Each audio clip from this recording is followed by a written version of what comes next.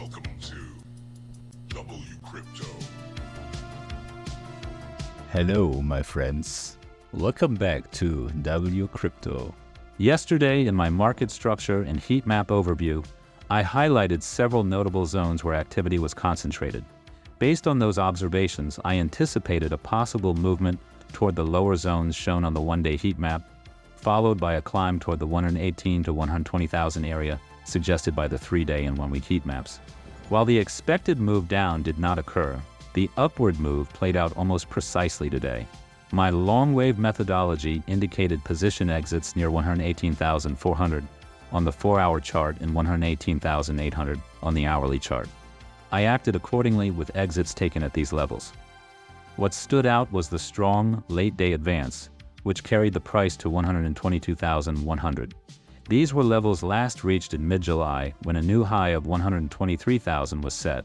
This move not only passed a horizontal level that had acted as a ceiling since July 16th, but also surpassed the next level from July 17th.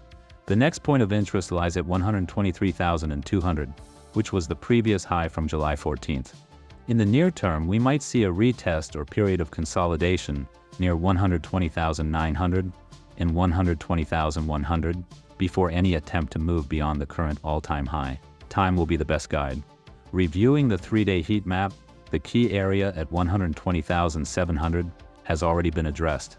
There are now no major upper clusters visible, with the only remaining areas of note positioned below the current price around 115,700 and 114,800.